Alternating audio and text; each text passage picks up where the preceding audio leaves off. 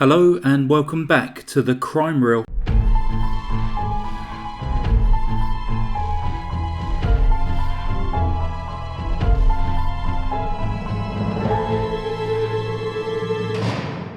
For today's true crime narration, we shall be looking at a Scottish cold case from 1978 in which the perpetrator was finally brought to justice early in 2023.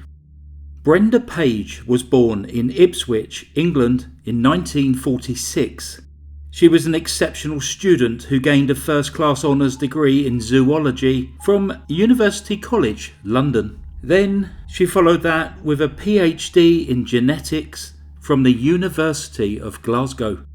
While studying for her PhD, she met the man who would go on to become her husband, Christopher Harrison. Originally from Ripon in North Yorkshire, Christopher was also a scientist, having studied at Queen's College, Cambridge, before moving to the United States, where he was a tutor in biology at Harvard University, Massachusetts. He then returned to the United Kingdom, where he worked as a Glasgow Virus Research Centre. The couple married on the 6th of May 1972 in Brenda's hometown of Ipswich. The following year, Brenda was appointed the principal of the genetics department at the University of Aberdeen Medical School. Christopher continued his studies in Edinburgh before joining his wife in Aberdeen, where the pair bought a house in Mile End Place, a short walk from the university. Brenda was an extremely well-respected scientist who was at the beginning of what would likely have become a brilliant career in medical research. In stark contrast to her thriving academic career, her marriage was a source of great unhappiness and problems for the young woman. Christopher was abusive, controlling and violent towards Brenda from an early stage of their relationship. Brenda's older sister Rita had said that Brenda described her marriage as walking on eggshells, adding that Christopher could be very unpredictable. He was either very nice or very nasty.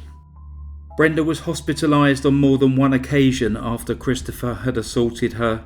The abuse continued throughout their marriage, and the couple separated in 1976. It was Brenda who left the marital home, whilst Christopher remained living there. Brenda moved to a small flat on Allen Street. It was a quiet residential street near the city centre, and had initially tried to hide her new address from Christopher. When he found out where she was living, she applied to the courts for an order to keep him away. This worked for a while until the couple's divorce became final in October 1977. On or around the day of the divorce, Christopher turned up at Brenda's flat where he hurled abuse at her. He then threw crockery around the room and threatened to kill her. Rita, Brenda's older sister, recalls Brenda saying that she thought her husband was stalking her at around this time. A close friend and colleague, Jessie Watt, also said that Christopher would follow Brenda everywhere and that Brenda found it very stifling. He was obsessive about her. Now living alone, other than her 3 cats, Brenda was struggling for money and in 1976 answered a newspaper advertisement searching for women to work as escorts. It is more common today for the term escort to suggest sex work, but back in 1978 this was not the case. An escort was simply employed to meet and socialise with men in order to earn extra money. There was absolutely no suggestion that Brenda had slept with any of these dinner dates, nor that she was involved in sex work in any form. Her family were fully aware of her second job. Brenda enjoyed meeting new people and dining in nice restaurants. And Rita would later recall that Brenda had told them about her job, and we had a laugh about it. She said she was going to have some nice dinners and meet some nice friends. However, she did keep this part of her life a secret from her work colleagues, as she was unsure how it would be received within her academic circles. Brenda would often work in her laboratory for very long hours, from early morning until late into the night, but on Wednesday the 13th of July 1978, she left work early in order to get ready for a night out. Together with another female escort, she had made plans to meet two businessmen at the Treetops Hotel in Aberdeen for dinner and drinks. The second woman never arrived, and Brenda left the hotel bar at around 2:30 a.m. One of the men offered her a lift home, but she declined, instead making the short journey to her Allen Street flat alone. On Thursday the 14th of July, Brenda did not arrive at work. With no contact explaining her absence, Brenda's colleagues became concerned. Eventually, they alerted one of her neighbours, an elderly woman by the name of Elizabeth Gordon, who held a spare key to Brenda's flat. When Elizabeth entered the flat that day, she discovered Brenda's clothed but battered body lying on her blood-stained bed. Brenda had been beaten repeatedly and had suffered over 20 head and facial injuries. Soon after, Rita opened her front door to be informed the devastating news that her younger sister had been beaten to death. Rita was then left with the traumatising task of breaking that news to their mother. The police believed that the killer had forced open a rear window the previous evening, climbed inside and lain in wait for Brenda's return. Robbery was dismissed as a motive as nothing was missing, and the two businessmen who Brenda had spent the previous evening with were questioned and ruled out of the inquiry. Her ex-husband, Christopher, was almost immediately the main suspect in the murder. Elsa Christie, an acquaintance of Christopher, said he had phoned her a short time earlier and had said that he was going to kill Brenda. Brenda's sister, Rita, had been given a letter by Brenda which was labelled to be opened only after my death. In this letter, Brenda wrote, "If I depart this earth rather suddenly, do please make sure that I get a good post-mortem." And the letter went on to state that she wanted her sister and nephews to be her beneficiaries. Within hours of the murder, Christopher was apprehended, but due to insufficient evidence, he was released from custody without charge. 6 days after the murder, Christopher issued a statement through his solicitor expressing his sincere and heartfelt grief at the death of his former wife, and that he hoped the killer would soon be caught. Brenda was laid to rest in Ipswich, where her mother would join her 14 years later after she passed away at the age of 83. The investigation continued, with the police appealing for help in searching for the blood-stained clothes which would have belonged to the killer.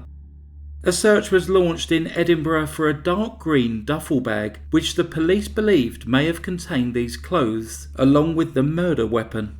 It was thought that the bag may have been dumped in Edinburgh's university area, but it was never found. Appeals for witnesses led nowhere, and eventually the case went cold. The forensic evidence was carefully preserved, and this would ultimately lead to the killer's downfall over 4 decades later. In February 2015, Lord Advocate Frank Mulholland instructed the Scottish police to reinvestigate the case. Witnesses were re-interviewed, and numerous different forensic organisations were used to analyse the DNA available. Over a period of years, a conclusive case was formed. Semen found on a duvet in Brenda's flat matched Christopher's DNA profile and was said by a forensic expert to be 590 million times more likely to be from Christopher than any other male. Paint flecks from the point of entry were found to be a match with those in Christopher's car. Meanwhile, Christopher claimed to have no knowledge of the paint flecks, and also stated that he had never had any physical contact with his ex-wife in her flat, ultimately sealing his fate. Christopher maintained his innocence, but was charged with Brenda's murder in March 2020. He was released on bail. The case eventually went to trial in February 2023 at the High Court in Aberdeen. After 10 days, the 8 men and 7 women of the jury took just 2.5 hours to reach a guilty verdict. Now 82 years old, Christopher showed no emotion as the verdict was read out. Judge Lord Richardson sentenced Christopher to life in prison with a minimum term of 20 years before he would be eligible for parole. Brenda's nephew, Chris Ling, said that the family was absolutely delighted at the verdict and that not a day goes by when we don't think about Brenda and the horrendous ordeal she must have suffered that night. Whilst it is incredibly satisfying that justice has finally been served in a case after almost half a century, it is still heartbreaking to realise that this man has had the opportunity to live freely for all of this time and will only spend his twilight years paying for the crime that he committed. Whereas Brenda, by all accounts a brilliant and extremely likeable scientist, had her life cut brutally short, leaving all of her potential unrealised. That concludes today's case. Please click like, and if you're new to the channel, please consider subscribing. Thanks very much for listening to The Crime Reel. Stay safe. Goodbye. Psst. A famous alumni from Brenda's workplace was J.J.R. MacLeod, a co-discoverer of insulin and a joint winner of a 1923 Nobel Prize. Goodbye.